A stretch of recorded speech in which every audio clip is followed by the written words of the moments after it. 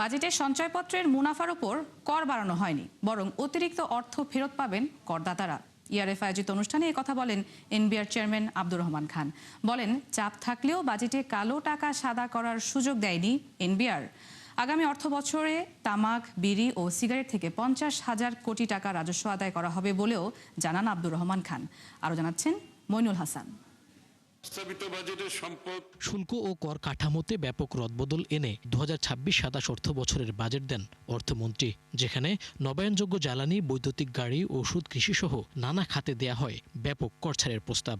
একই সাথে রাখা হয় বিনা প্রশ্নে ফ্ল্যাট প্লটের প্রকৃত মূল্য দেখানোর সুযোগ। যদিও ইআরএফের অনুষ্ঠানে কিছুটা ভিন্ন ব্যাখ্যা দেন এনবিআর চেয়ারম্যান। বলেন, চাপ থাকলেও কালো টাকা সাদা করার সুযোগ রাখা হয়নি নতুন বাজেটে। রিহ্যাবের একটা বড় প্রেশার ছিল যে লোকজনের হাতে তো ওরকম ট্যাক্স দেওয়ার টাকা থাকে না, তো যদি এই সুযোগ না থাকে আমাদের ফ্ল্যাট বিক্রি হবে না, এই ধরনের। এবং এখানে বড় অনেকগুলো এমপ্লয়মেন্ট জড়িত অনেকগুলো সেক্টরের লোকজন এখানে কাজ করে।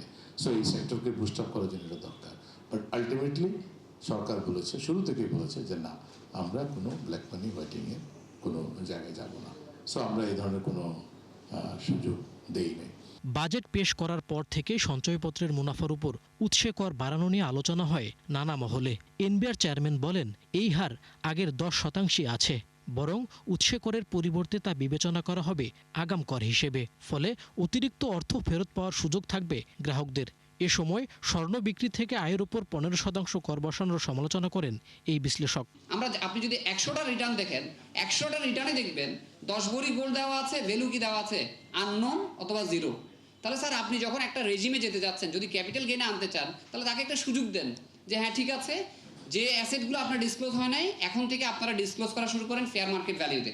সঞ্চয়পত্র যারা কিনে, বিশেষ করে মার্জিনাল যাদের আর কোনো ইনকাম নাই সঞ্চয়পত্র ছাড়া, আমি নিশ্চিত যে রেজিম এখন আমরা প্রস্তাব করছি, সঞ্চয়পত্র থেকে যে ট্যাক্সটা কাটা হয় অলমোস্ট সবার টাকা ফেরত দিতে হবে, এবং এটা আমরা মাইন্ড করবো না।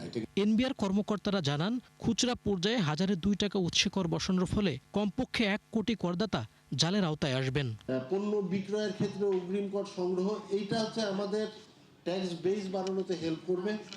এবং আমরা চেম্বার অফ কমার্স যেমন বলে থাকেন যে আমাদের বাংলাদেশে প্রায় 2 থেকে 2.5 কোটি ক্ষুদ্র ব্যবসায়িক আছে, তো আমরা আশা করছি এই ক্ষুদ্র ব্যবসায়িকদের একটা বড় অংশ এটার মাধ্যমে ট্যাক্স রেটের মাধ্যমে আসবেন। যে যারা বিআইএন নাই তারা কিন্তু ব্যাংকে অ্যাকাউন্ট ওপেন করতে পারবে না। ব্যাংকে অ্যাকাউন্ট ওপেন করতে গেলে বা ট্রেড লাইসেন্স নবায়ন করতে গেলে তাকে কি লাগবে, বিআইএন নিতে হবে। সমালোচনা আমাদের ছিল যে আমরা আসলে মানে একটা প্রেডিক্টেবল পলিসি দেই না, ট্যাক্স পলিসি দেই না।